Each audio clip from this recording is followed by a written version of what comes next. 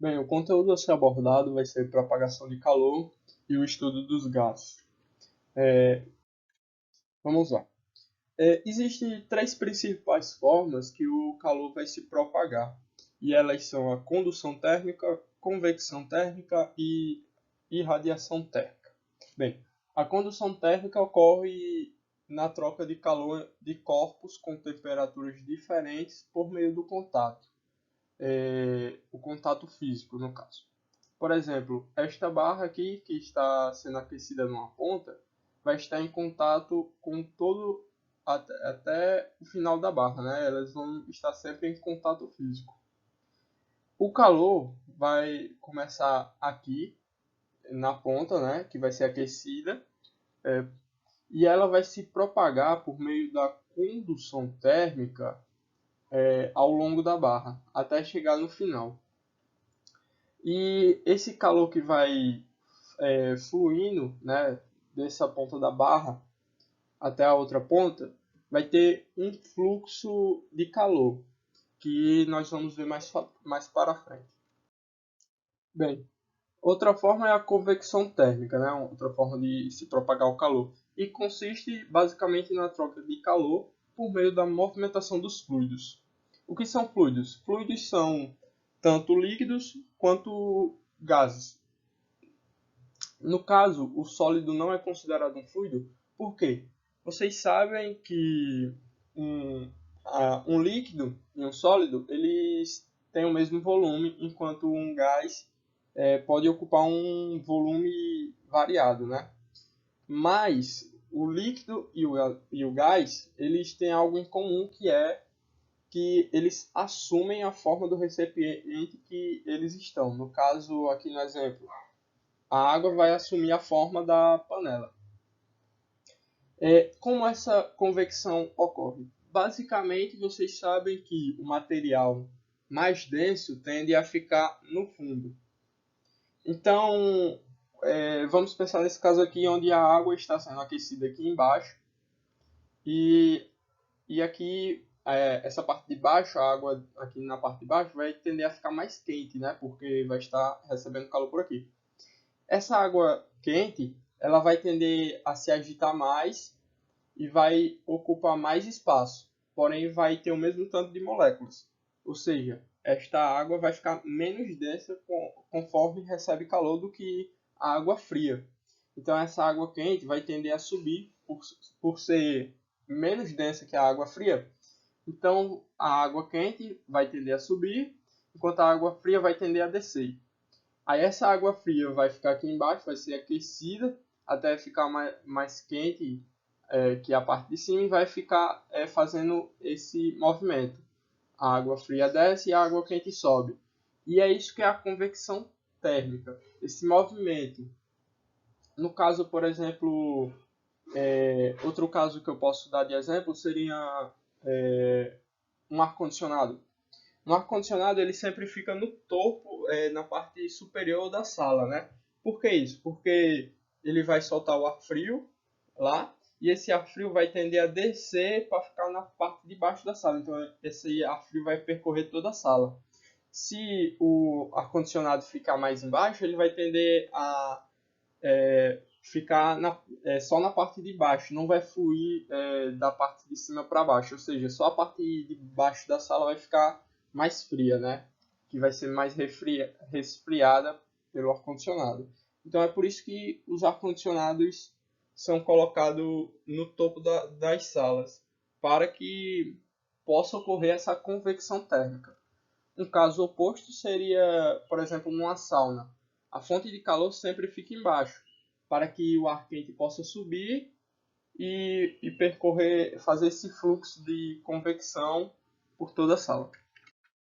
Irradiação térmica é basicamente a troca de calor por meio de ondas eletromagnéticas, que são radiação. O melhor exemplo que pode se dar é o Sol, que emite radiação esquentando a Terra. Existem vários tipos de radiação que o Sol emite. As prejudiciais geralmente são filtradas pela nossa atmosfera, E, tipo, várias coisas emitem radiação. Nossos corpos emitem radiação que, em forma de infravermelho, né? Que é uma forma de calor. É, tipo, todo objeto que tem calor, ele emite radiação, que é infravermelha. Então, isso daí é um exemplo de radiação térmica.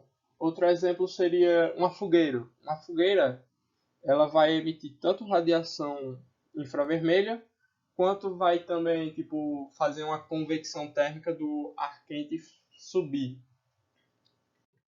Bem, voltando para a parte de condução, né, condução térmica, existe sobre o fluxo de calor. O fluxo de calor que ocorre na condução térmica é basicamente o quanto de calor está sendo transmitido em determinado tempo. Isso que é chamado de fluxo de calor, fluxo térmico. Geralmente é representado por essa letra grega aqui, que eu estou apontando, e ela pode ser medida basicamente pelo quanto de energia está sendo cedida, né, do corpo mais quente para o corpo mais frio, e em quanto tempo ele cede essa energia. Existe outra fórmula para achar esse fluxo de calor, que seria K vezes a área, né, a área do objeto que o calor vai percorrer, vezes a diferença de temperatura de uma extremidade à outra. Tudo isso dividido pela espessura do objeto que vai ser percorrido, né? Vezes, no caso, a espessura que vai percorrer, ou seja, a distância do ponto mais quente até o ponto mais frio. Vai ser a espessura do objeto. Esse K vai ser um coeficiente de condutibilidade térmica que varia de acordo com o material. Por exemplo, um metal vai ser melhor condutor do que um não metal, por exemplo, um pedaço de madeira. Tanto que nas cozinhas existe aquela colher de madeira que, se você deixar encostado na panela, ela não vai esquentar tanto. Agora, se você deixa uma colher de metal encostada assim na parede da panela, você vai perceber que esse calor vai tender a ir por toda a colher até a ponta, porque a colher é um melhor condutor do que a colher de madeira. Então, é basicamente esse fluxo de calor. O quanto de calor flui em determinado tempo. E também existe essa outra forma que é K, a constante, vezes a área, né, do material que o calor vai fluir, vezes a diferença de temperatura nas extremidades. Aqui está como θ, mas eu botei aqui em T como T de temperatura. Isso tudo dividido pela espessura. Então é basicamente essa forma. Vamos lá. Essa pergunta é de 2014 da OBFEP e é a questão 15. Ela diz o seguinte: a cada segundo a Terra recebe aproximadamente 1,7 vezes 10 elevado a 17 joules de energia do Sol. Ou seja, a Terra vai recebendo um tanto de energia do Sol e ele quer saber o quê? Ele quer saber qual das alternativas abaixo melhor descreve o processo de transferência dessa energia, ou seja, como a Terra recebe essa energia, né? Lembrando que calor é energia. Então, se a Terra está recebendo energia, ele está recebendo calor. Então, vamos lá. Condução térmica. Basicamente, a Terra não vai receber energia por parte de condução térmica porque a Terra e o Sol não estão em contato. Convecção térmica. Também está errado, porque não existe um vácuo entre a Terra e o Sol, e não há como um fluido fazer essa transferência de energia. A resposta certa é a C, que é radiação, né? Que é a forma que o Sol transfere energia para a Terra, por meio da radiação, que é por ondas eletromagnéticas. Bem, aqui temos outras duas alternativas, que no caso é evaporação e sublimação, que não são formas que o calor é propagado, mas sim fases, estados físicos da matéria.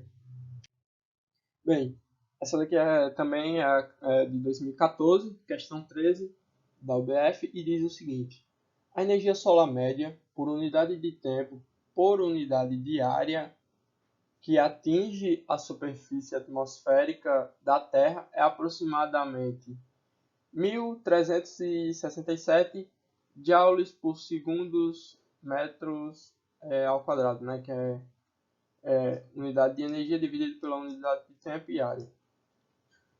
Parte dessa energia é refletida na atmosfera e parte é absorvida pela Terra. Em média, apenas 40% dessa energia de fato atinge a superfície da Terra. E nós temos aqui a figura. A figura mostra um coletor residencial usado para aquecer água. Ou seja, isso daqui vai representar um coletor de energia solar para aquecer a água. A energia vai ser coletada por placas pintadas de preto, no caso essas placas aqui, e embaixo das placas vão ter essas serpentinas, no caso, que são feitas de tubos de cobre, onde vão circular a água.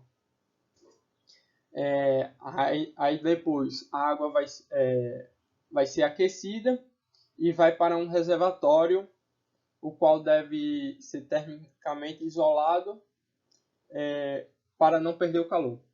Os fabricantes desse tipo de sistema de aquecimento garantem que a eficiência pode chegar a 60%. Aí a pergunta em si é: quais processos de transmissão de calor estão envolvidos nesse sistema? Vamos lá. Primeiro, a placa aqui, essa placa preta, vai absorver o calor do Sol, né? Que vai ser transmitido através da radiação. Então, radiação está envolvida. Então, quais tem radiação? A B e a C. Beleza, tem radiação, já eliminamos duas que não tem. Depois, essa placa vai transmitir o calor para tubos de cobre, que vai ser por meio da condução térmica. E depois, esses tubos de cobre vão passar através da condução térmica em contato com a água, vão passar para a água. E a água vai fazer uma convecção térmica espalhando para o restante do reservatório, né, que vai aquecer. Então, vamos ter os três tipos de propagação. No caso, a resposta é C, né? Então, a resposta aqui é C. Vai ter tanto radiação, né, porque vai ser absorvida a radiação emitida pelo Sol. Os tubos de cobre vão absorver por meio da condução. E a água vai espalhar esse calor por meio da convecção térmica. E depois essa água vai parar num reservatório. Bem, essa questão é a questão da UBFEP, nível 3 de 2002. Basicamente, lendo ela, nós podemos ver que é o seguinte: uma das faces de uma janela de vidro plana da Vila Olímpica tem coeficiente de condutibilidade térmica de 0,84 joules por segundo, centímetros, graus Celsius. Então aqui nós já temos o coeficiente de condutibilidade térmica. Então, continuando ali, uma área de 1000 centímetros cúbicos e espessura de 4 milímetros. Então aqui nós já temos mais duas informações úteis: a área, né, do vidro, onde o calor vai fluir, e a espessura do vidro, sendo o fluxo de calor por condução através do vidro de 250 calorias por segundo. Então ele quer que a gente calcule então a diferença entre suas faces. Bem, primeiro temos que transformar, no caso, essas calorias aqui em joules, por causa que nós temos calorias aqui e joules aqui. É muito mais fácil usar calorias, no caso, transformar calorias em joules, porque uma caloria é igual a aproximadamente 4 joules. Então nós temos que 250 calorias por segundo é igual a 1000 joules por segundo. Depois disso, é só substituir na fórmula, mas lembrando que aqui nós temos centímetros na condutibilidade e aqui em centímetros na área, então nós temos que transformar a espessura em centímetros mesmo também. Então 4 milímetros é igual a 0,4 centímetros. Jogando tudo isso na fórmula, nós temos aqui 1000, que 1000 é igual a 0,84 vezes 1000 vezes a diferença de temperatura sobre 0,4, né? No caso, a K vezes A vezes a diferença de temperatura sobre a espessura E. Eu chamei aqui de D, mas normalmente na fórmula ela é apresentada geralmente assim: temperatura 2 menos temperatura 1, que isso daqui vai ser basicamente a diferença de temperatura entre as extremidades. Continuando aqui, jogando aqui, por exemplo, dividir por 1000 em ambos os lados, dá para cortar aqui. Aí esse 0,4 passa multiplicando, esse 84 passa dividindo, e nós chegamos a essa fórmula aqui, onde a diferença de temperatura vai ser igual a 0,4 dividido por 0,84, que vai dar aproximadamente 0,476 graus Celsius. Isso daqui seria mais próximo de aproximado de 0,5, né? Então, isso daqui a resposta seria mais ou menos essa. Porém, como vocês podem ver aqui nas respostas, no caso não tem nenhuma alternativa como essa, porque no caso, na questão de 2012, houve um erro de digitação. Porém, se não fosse isso, a resposta ou seria essa, no caso, ou seria a letra B, que para ser a letra B, bastava substituir esses centímetros aqui por metros e dava certo aqui o cálculo e ficava 55 graus Celsius. Eu trouxe essa pergunta basicamente porque eu achei interessante, né, essa questão de fluxo térmico e é uma possibilidade dela cair na UBFEP de 2001, né? Porque termodinâmica é um conteúdo que sempre cai.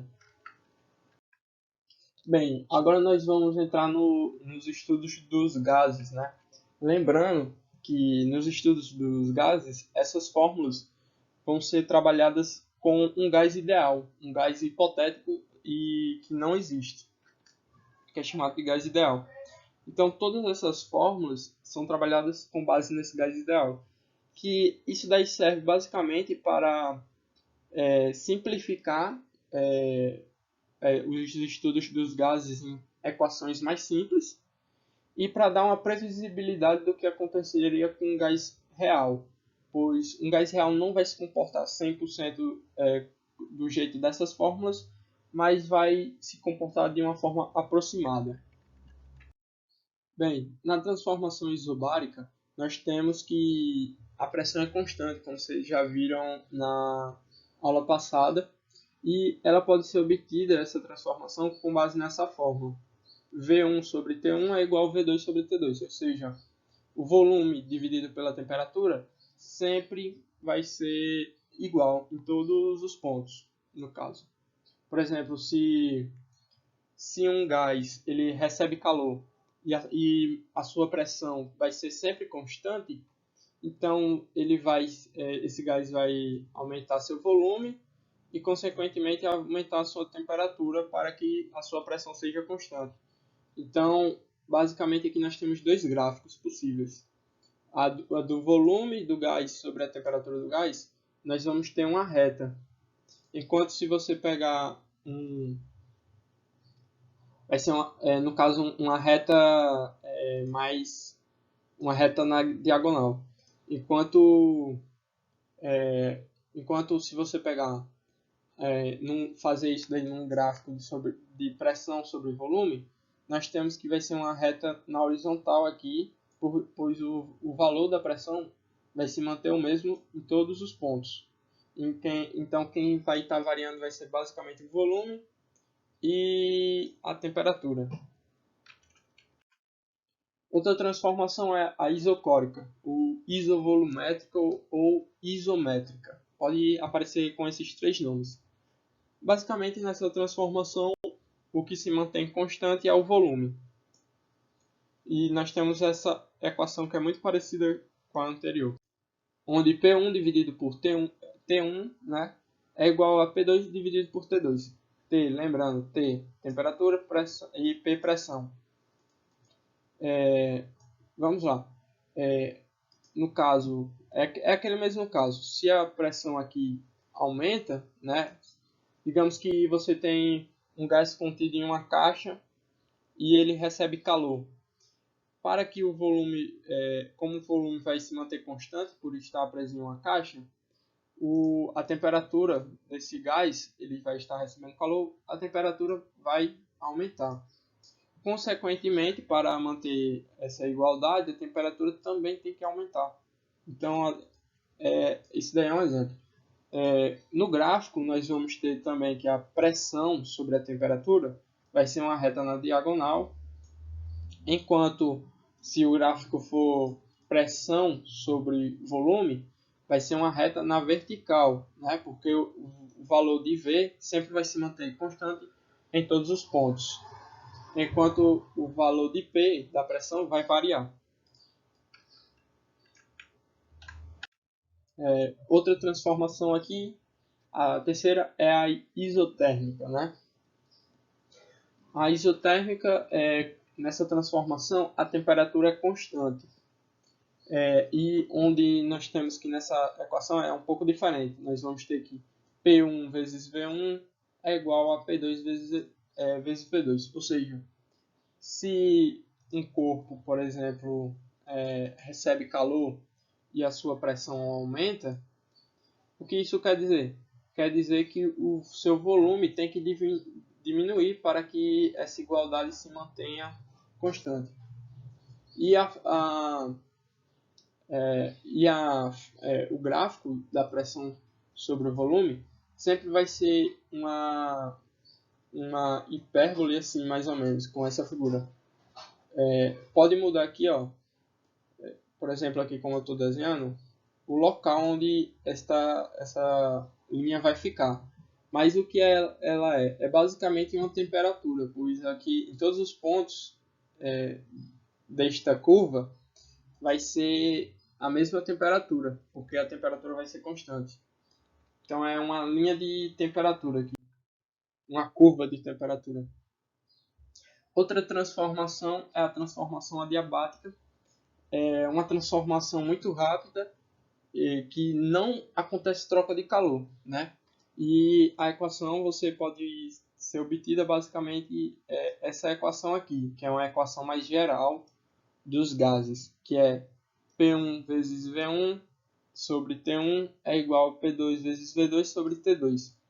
Basicamente, né, nessa transformação adiabática, o gás não vai receber nem perder calor. Então, é basicamente uma mudança entre a pressão, volume e temperatura.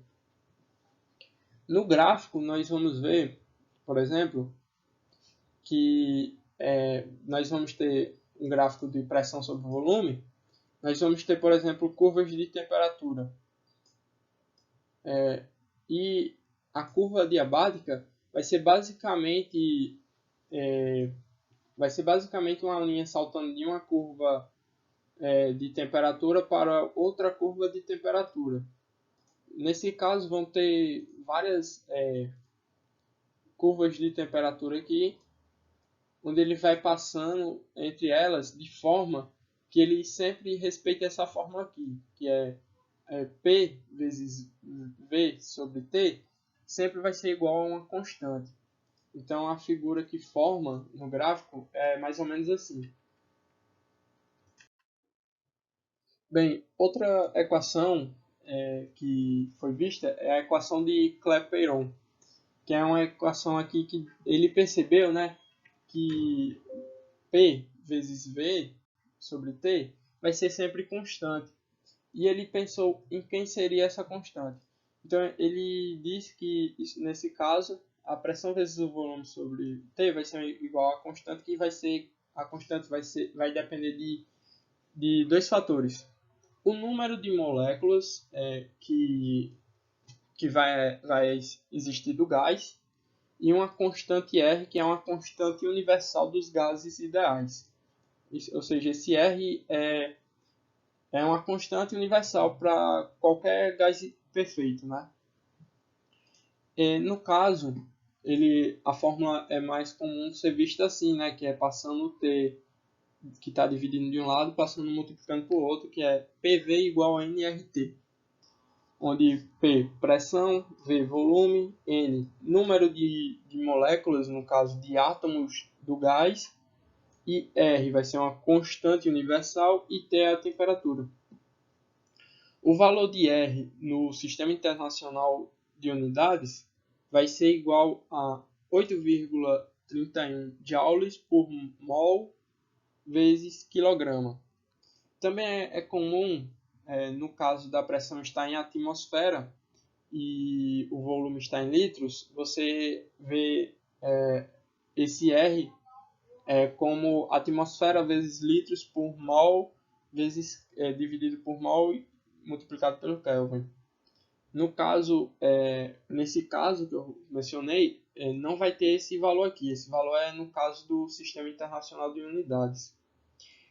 E lembrando que N é um número de mols, no caso, lembrando que 1 mol é igual a 6,02 vezes 10 elevado a 23. Esse é o número de 1 mol, que equivale a 1 mol é 6,02 vezes 10 elevado a 23 alguma coisa, alguma substância. Bem, essa é uma questão de 2019, nível 3 e a questão 9, no caso. O gráfico abaixo representa a pressão, sendo como P, de uma amostra de um gás ideal em função do seu volume V. As temperaturas absolutas da amostra do gás correspondem aos pontos A, B e C do gráfico. São, respectivamente, temperatura em A, temperatura em B, temperatura em C. Identifique nas amostras qual das seguintes relações está correta. Bem, nós temos aqui uma temperatura em A, uma temperatura em B e uma temperatura em C. Bem, uma forma muito simples de se resolver isso é traçando mais ou menos a curva de temperatura, né? Como o Lídia já mostrou na aula passada. Porém, eu vou mostrar outra forma de se resolver, que é usando as fórmulas. No caso, por exemplo, de A para B, nós temos uma transformação e nessa transformação nós percebemos que o quê? Que a pressão ela sempre fica constante, né? Então é uma transformação isobárica. Nesta transformação isobárica, o volume em A aumenta e até chegar o volume em B. Né? Então o volume em B vai ser maior do que o volume em A. Então vamos tentar perceber o que acontece com a temperatura nessa transformação isobárica. Né? Vamos lá. Nós temos a relação aqui de volume e temperatura da transformação isobárica, né? E nós vemos que o volume B ele vai aumentar, né? Nessa transformação de A para B, o volume aumenta. Consequentemente, para se manter a igualdade, a temperatura em B tem que aumentar também. Logo, nós percebemos que a temperatura em B vai ser maior do que a temperatura em A. Então, já temos uma aqui parte da resposta. T de B é maior do que a temperatura em A. Vamos lá. Agora, eu vou marcar aqui de azul. Nós temos outra transformação de B para C. De B para C, nós percebemos que o volume vai se manter constante. Então, essa transformação de B para C vai ser uma transformação isovolumétrica. No caso onde a pressão em B vai ser menor do que a pressão em C. Ou seja, nós temos aquela formulazinha Calma aí, vamos dar aqui para vermelho de novo. Nós temos aqui aquela fórmula da transformação isovolumétrica, no caso, porque o volume é constante. Então, isovolumétrico. Aqui, P em B sobre T em B vai ser igual a P em C sobre T em C, né? Então, basicamente o que acontece na temperatura aqui, a temperatura de B para C, ela vai aumentar. Então, no caso a pressão de B para a pressão de C vai aumentar, ou seja, a pressão em C vai ser maior do que a pressão em B. Então, para se manter essa igualdade, né, a temperatura de C tem que fazer o quê? Tem que se elevar também para se manter igual. Então, a temperatura em C ela tem que ser maior do que a temperatura em B para acontecer esta transformação isovolumétrica. Então, nós temos que a temperatura em C vai ser maior do que a temperatura em B, que vai ser maior do que a temperatura em A. Bem, voltando aqui na questão, nós tínhamos aqui aquela relação, né? Bem, nós não temos igualdade, né, entre as temperaturas, então essas três questões aqui, você já pode anular, porque não temos essas igualdades naquela relação que a gente achou entre as temperaturas. Beleza. Lembrando que é o que? T em B vai ser maior do que T em A e T em C vai ser maior do que T em B. Então, aqui está certo é a A, né? Porque na B nós temos o quê? Que T em A vai ser maior do que T em B, que não é o caso. Então, nós temos que a resposta certa é a letra A. Bem, fazendo mais ou menos a curva de temperatura, seria mais ou menos assim a curva de temperatura, né? Teria mais ou menos esse formato aqui, as curvas de temperatura. Então, dá para perceber que de A para B, a temperatura em B vai ser maior e a temperatura de B para C vai ser maior, fazendo as curvas de temperatura. Eu só mostrei uma forma utilizando as fórmulas, né?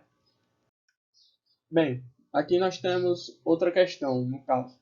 Os gráficos a seguir representam transformações gasosas nos quais pelo menos uma das grandezas, temperatura, pressão ou volume, permanece constante. Ou seja, nessas três imagens, ou uma dessas daqui permanece constante, né? Então, as transformações 1, 2 e 3 são respectivamente. Vamos lá. Nós percebemos aqui, no caso, a pressão. Vocês conseguem analisar que a pressão ela varia daqui para aqui, né? Então não é constante. A temperatura é a mesma coisa. Ela vai variar daqui para aqui. Então, se a temperatura e a pressão elas variam e pelo menos uma dessas três aqui tem que estar constante, então quem é que está constante nessa alternativa 1? É o volume. Então, o volume que está constante na alternativa 1. Então, essa primeira transformação aqui em 1 é uma transformação isovolumétrica, né? Ou seja, volume constante. Beleza. Agora vamos aqui para a segunda transformação. Nós conseguimos perceber que a pressão está variando e o volume também.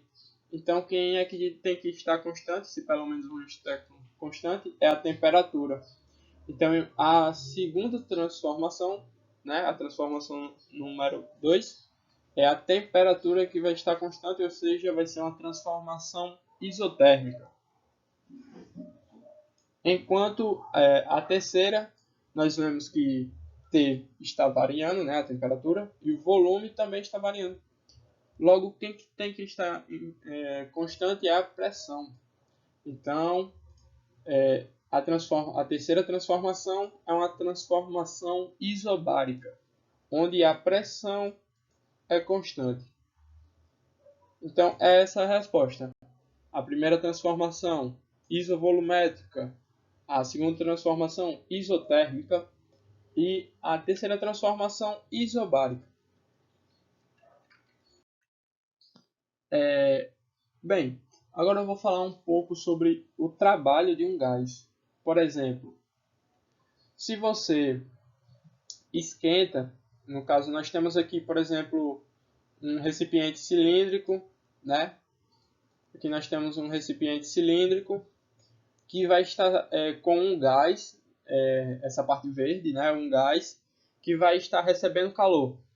E após ele receber calor, vocês vão perceber que o êmbolo vai aumentar e o gás vai se expandir. Ou seja, o gás realizou uma força neste êmbolo, né? Então, como o gás realizou uma força e o êmbolo realizou um deslocamento, nós podemos dizer que o gás realizou um trabalho. E o trabalho, a fórmula do trabalho, lembrando aqui que a fórmula do trabalho é força vezes o deslocamento, no caso aqui. Lembrando que tem vezes cosseno de θ, mas para simplificar mais, vamos deixar como θ seno zero, né? Então fica cosseno de zero, que é 1. Então fica só esta fórmula aqui, que trabalho vai ser igual a força vezes deslocamento, né? Como vocês podem ver, o gás realizou uma força no êmbolo, que o êmbolo realizou um deslocamento. Bem, multiplicando aqui o trabalho, que é força vezes deslocamento, multiplicando pela área sobre área, essa área no caso é a área do êmbolo aqui, a área da superfície aqui do êmbolo, nós vamos ter que o trabalho vai se manter igual, né? Porque a área dividida por ela mesma é 1, né? Então o trabalho continua sendo o mesmo, a igualdade se mantém. Então vamos analisar uma coisa. A força dividida pela área é quem? Quem é força dividida por área? A força dividido por área é pressão. Então, isso daqui, você cancela com isso e vira pressão. E o deslocamento? Esse deslocamento aqui vai ser um comprimento multiplicado por uma área. Isso daí vai formar o quê? Vai formar um volume, né? E esse volume vai ser quem? Vai ser a variação do volume aqui, ó. Ele variou daqui para cá o volume.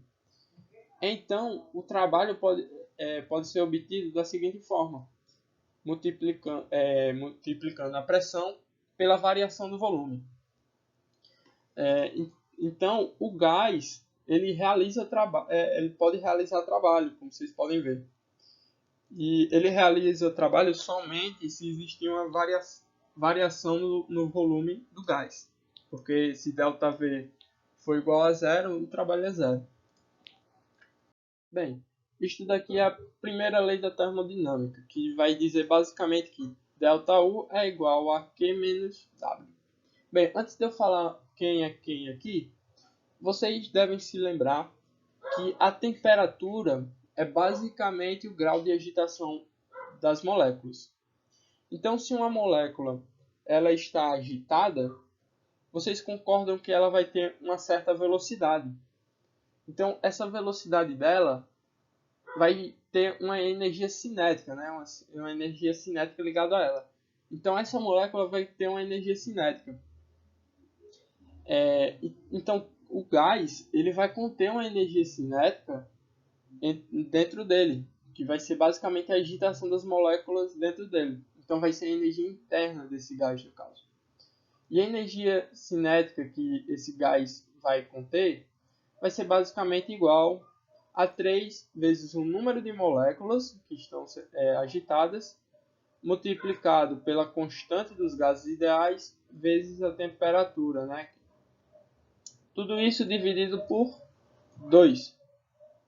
Então, essa é a energia cinética.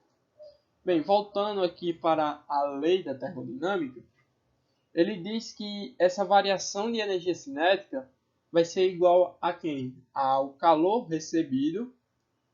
Lembrando que esse calor pode ser positivo ou negativo, menos o trabalho realizado pelo gás. Lembrando que o trabalho pode ser tanto positivo quanto negativo, né? Dependendo se o deslocamento foi contrário à expansão do gás ou se foi a favor da expansão do gás, né?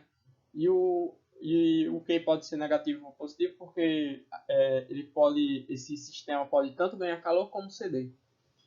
Então, ele está dizendo aqui que basicamente essa energia interna aqui do sistema, essa variação da energia interna do sistema vai ser igual ao calor recebido ou cedido pelo sistema menos o trabalho. É bem simples essa forma, mas vamos ver isso em algumas transformações específicas. No caso da transformação isobárica, a fórmula vai se manter a mesma daquela fórmula geral da primeira lei. Porém, nas outras transformações, como por exemplo nessa transformação isotérmica, nós vamos ter algumas coisas interessantes. Por exemplo, o grau, a variação de energia interna, né? A energia interna em si vai depender de quem? Da agitação das moléculas, né? Da energia cinética. E se em uma transformação isotérmica, esse sistema aqui ele não vai ganhar nem perder temperatura. Então ele não vai aumentar nem diminuir o grau de agitação das suas moléculas. Então ele não vai ganhar nem perder energia cinética. Logo, a variação de energia cinética vai ser nula, né? Então a variação de energia cinética vai ser zero, porque o grau de agitação na transformação isotérmica vai ser sempre o mesmo grau de agitação. Então nós vamos ter essa fórmula aqui, que vai dizer que o calor recebido vai ser igual ao trabalho realizado. Ou seja, numa transformação isotérmica do sistema, o calor que recebe já é realizado em trabalho. Aqui nós temos outro caso, que é o caso da transformação isovolumétrica, que é basicamente o seguinte. Lembrando, se vocês se lembram que o trabalho vai ser quem? O trabalho vai ser igual à pressão vezes a variação de volume. Como na transformação isovolumétrica, o volume se mantém constante, a variação do volume vai ser zero. Logo, o trabalho também vai ser zero. Então, a variação de energia cinética no sistema, né, que é a energia interna final menos a energia interna inicial, vai ser igual ao calor recebido. Ou seja, se ele recebeu calor, ΔU é positivo. Se ele perdeu calor, ΔU é negativo. É basicamente isso. E a última transformação aqui que vocês têm que ver no caso da primeira lei da termodinâmica é na transformação adiabática. A transformação adiabática é uma transformação rápida onde não acontece trocas de calor, ou seja, ele não vai receber nem perder calor. Então, esse calor aqui, esse Q, vai ser igual a zero. Então, a variação de energia cinética vai ser igual a quem? Vai ser igual ao trabalho realizado. Então, lembrando que na transformação isobárica, vai ser igual àquela fórmula geral, que é essa daqui, ó. ΔU igual Q menos W. W é o trabalho, no caso. Então, é isso. Eu acho que ficamos por aqui. Tenham bons estudos para a prova da UBFEP